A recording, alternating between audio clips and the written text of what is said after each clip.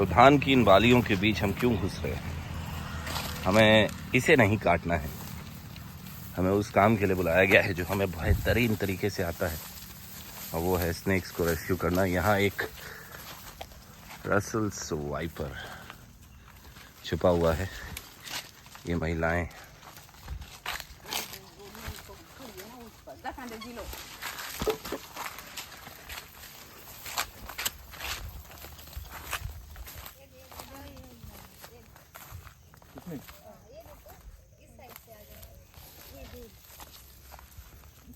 क्या साइज है? ये रहा है सिर।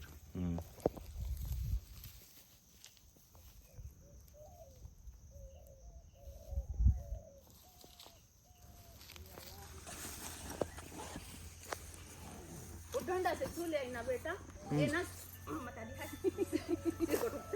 मस्त सीटी बजा जैसा हो रहा।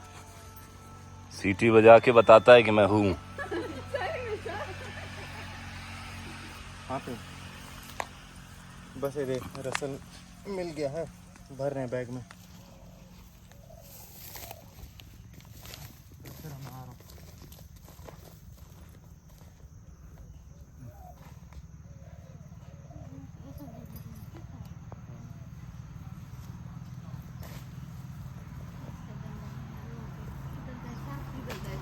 तो दीपक जी यहाँ जाकर बैग रेडी कर रहे हैं। ये यही है।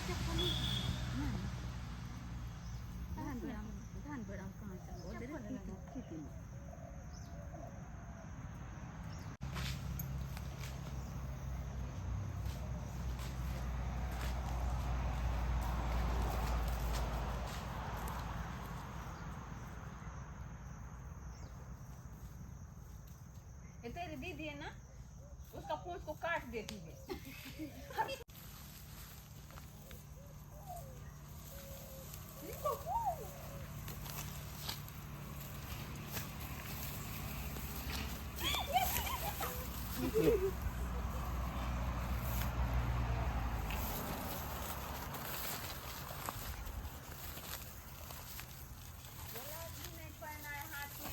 तो हाथ लगा थोड़ी ना रहे हम लोग।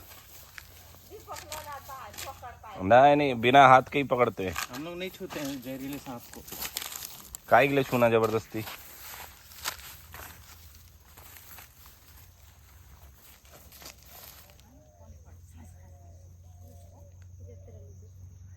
देखो चला गया ना।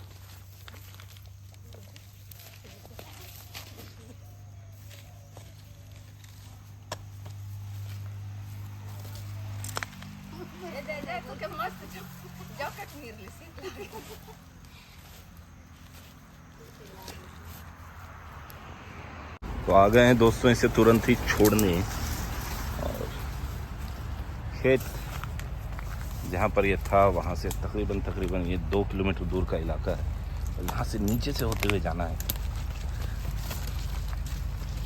कुछ इस प्रकार से।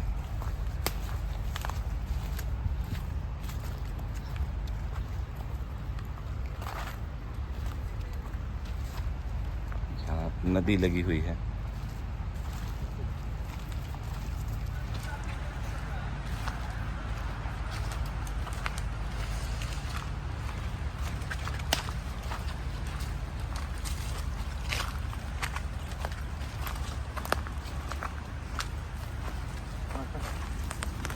और ये कांटे के विषय में बता रहा था दीपक।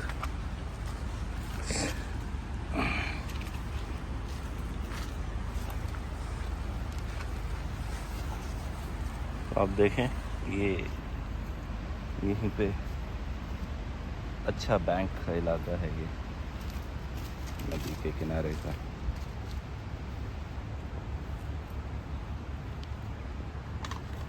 तो आपने सुना ही होगा ऑडियो में कि जो लेडी थी वहाँ पर, उनका ये कहना था कि ग्लव्स वगैरह नहीं पहना है। तो जवाब जो हमारा था वो ये था कि हम हाथ नहीं लगाते। सो अननेसेसरली हाथ लगाना कोई आवश्यक नहीं है कि सिर्फ आप ये दिखाने के लिए कि आप पकड़ सकते हैं, ऐसा कर सकते हैं। बिकॉज ऐसी बहुत सारी सिचुएशंस आई हैं जहाँ पर हमने हेड होल्ड किया है वाइपर्स को, कोबरास को, क्रेट्स को, लेकिन ये ऐसी सिचुएशंस होती हैं जो आवश्यक हैं।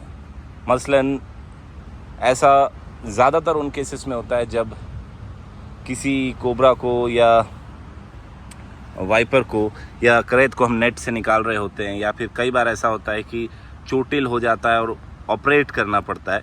ऐसी स्थिति में हेड होल्ड करना आवश्यक होता है, क्योंकि फिर उसके बिना इलाज पॉसिबल नहीं हो पाता।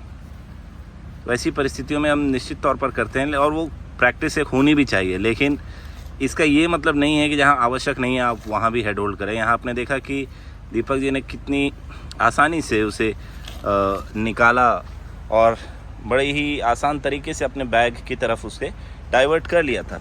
बहरहाल ये है रसल्स वाइपर डाबोया रसली, जो बेहद वेनमस होता है। इसके बॉडी के पैटर्न को अगर आप इस वक्त देखें तो थोड़ा सा डल ये लग रहा है, क्योंकि ये स्किन अपनी शेड करेगा और हमारा प्रयास होगा कि हम इसकी आंखों को आपको दिखा पाएँ। तो आप इसकी आंखों में भी वो ब्लूइश अपीयरेंस देख पा रहे होंगे। तो ये जिस स्टेज में है अभी, आप ये समझें कि ये मोल्टिंग स्टेज है। ये आप इसकी आंखें देखें, ज़्यादा क्लियर नहीं है, एक लेयर सी इसकी आंखों पर है, और धीरे धीरे ये मूव करेगा। और कैमोफ्लेज कितना शानदार हो सकता है, आपने देखा ही होगा कि धान के खेत में ये मिट्टी के रंग के जैसा हो गया था। प्रोवोक नहीं किया जाए तो कोई भी स्नेक आपको चेज करके बाइट नहीं करेगा।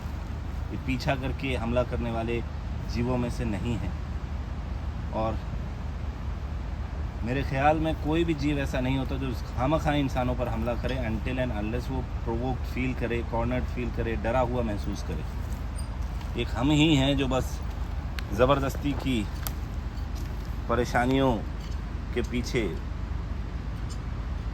बढ़ते रहते हैं। अब ये देखिए, थोड़ा सा डिफेंसिव पोस्चर इसका दिख रहा होगा आपको, और स्लोली